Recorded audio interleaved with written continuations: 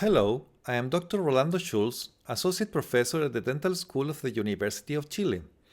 In this course, we will study a brief history of cephalometric analysis, the X-ray technique, anatomic landmarks, and the clinical applications of the method. The analysis of the proportions of the face and the skull is traced back to the ancient Greeks and Romans, who studied the proportions of the body, perfecting through centuries the art of reproducing the human figure. This ancient knowledge was brought back and improved by Albrecht Dürer and Leonardo da Vinci in the Renaissance. They studied the proportions to perfect the arts of portraits and sculptures.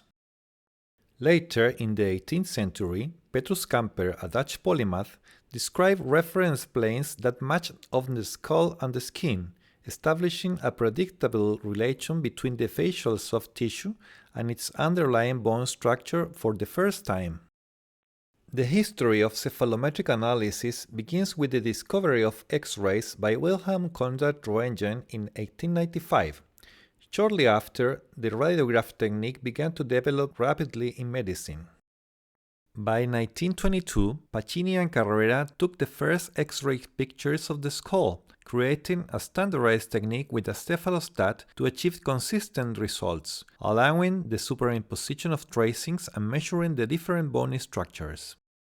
In 1931, Broadbent published his study with serial X-rays of the skull, showing the development of the face and the mandible, making a considerable contribution to orthodontics and dentofacial orthopedics. By 1948, William B. Downs developed the first cephalometric analysis, presenting an objective method of portraying many of the skeletal factors of malocclusions. In 1953, Dr. Steiner published the first clinically oriented cephalometric analysis, which allowed for decisions regarding orthodontic treatment, mainly extraction or non-extraction, and dental compensation of skeletal abnormalities. Dr. Robert Ricketts began developing the first computerized cephalometric analysis in 1965. The algorithm could make an automatic diagnosis of the skeletal and dental characteristics. The cephalometric X-ray is a radiographic technique taken at a distance of 1.5 meters from the emitting tube to the film or digital sensor to reduce the amplitude distortion produced by the divergent nature of X-rays. A piece of modern X-ray equipment has an X-ray emitter tube, a cephalostat for fixing the head of the patient, and a digital sensor. The radiation dose is much lower than the older analog equipment.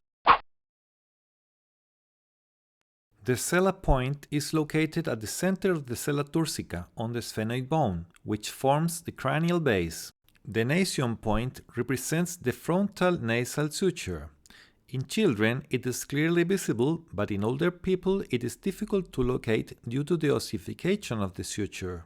The ANS is the anterior nasal spine and the PNS the posterior nasal spine.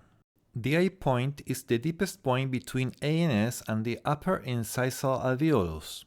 The B point is analog to the A point but in the mandibular bone. The cephalometric analysis was developed by orthodontists mainly to diagnose skeletal and dental anomalies. A patient with a Class II anomaly may have a mandibular deficiency or upper dental protrusion. Conversely, a Class III patient may have a big mandibular bone or a maxilla deficiency. We have reviewed a brief history of the cephalometric analysis, the technique, anatomical landmarks, and clinical applications. This video intended to introduce you to the basics and acquire some concepts we will discuss through the course.